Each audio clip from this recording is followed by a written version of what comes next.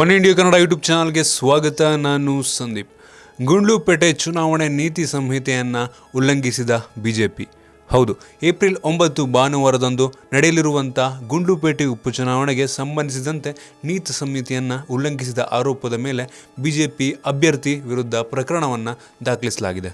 ಅನುಮತಿಗಿಂತಲೂ ಹೆಚ್ಚಿನ ಕಾರ್ಯಕರ್ತರನ್ನು ಮತಯಾಚನೆಗೆ ಬಳಸಿಕೊಂಡಿದ್ದಲ್ಲದೆ ಧ್ವನಿವರ್ಧಕವನ್ನೂ ಬಳಸಿರುವುದು ನೀತಿ ಸಂಹಿತೆಯ ಉಲ್ಲಂಘನೆಯಾಗಿದೆ ಅಂತ ಚುನಾವಣಾ ಆಯೋಗ ಈ ಒಂದು ಕ್ರಮವನ್ನು ಕೈಗೊಂಡಿದೆ.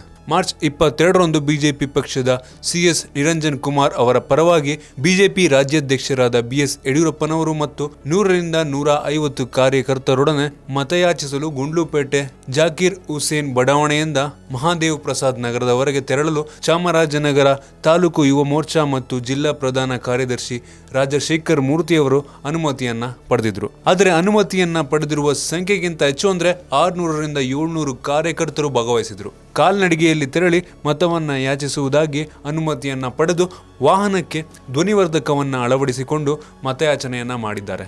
ಈ ಮೂಲಕ ಅವರು ಚುನಾವಣಾ ನೀತಿ ಸಂಹಿತೆಯನ್ನು ಉಲ್ಲಂಘನೆಯಾಗಿದೆ ಅಂತ ಗುಂಡ್ಲುಪೇಟೆ ಪೊಲೀಸ್ ಠಾಣೆಯಲ್ಲಿ ಪ್ರಕರಣವನ್ನು ದಾಖಲಿಸಲಾಗಿದೆ. ನಿಮ್ಗೇನಿಸುತ್ತೆ ಒಂದು ಬಿಜೆಪಿಯ ನಡೆಯ ಬಗ್ಗೆ? ಚುನಾವಣಾ ಆಯೋಗ ಯಾವ ರೀತಿ ಒಂದು ಕ್ರಮವನ್ನು ಇವ್ರ ಮೇಲೆ ತಗೊಳ್ಳುತ್ತೆ ಕಾದು ನೋಡಬೇಕಾಗಿದೆ. ನಿಮ್ಗೆ ಏನಿಸುತ್ತೆ ಇದ್ರ ಬಗ್ಗೆ ಕೆಳಗಡೆ ಕಾಮೆಂಟ್ ತಿಳಿಸಿ. ನಿಮ್ಗೇನಾದರೂ ವಿಡಿಯೋ ಇಷ್ಟ ಆಗಿದ್ದರೆ ಲೈಕ್ ಮಾಡಿ, ಶೇರ್ ಮಾಡಿ. ಇದೇ ರೀತಿ ನಮ್ಮ ಬೇರೆ ಬೇರೆ ವಿಡಿಯೋಗಳಿಗೆ ಒನ್ ಇಂಡಿಯಾ ಕನ್ನಡ ಯೂಟ್ಯೂಬ್ ಚಾನಲ್ಗೆ ಸಬ್ಸ್ಕ್ರೈಬ್ ಆಗೋದನ್ನು ಮರಿಬೇಡಿ. ಧನ್ಯವಾದ.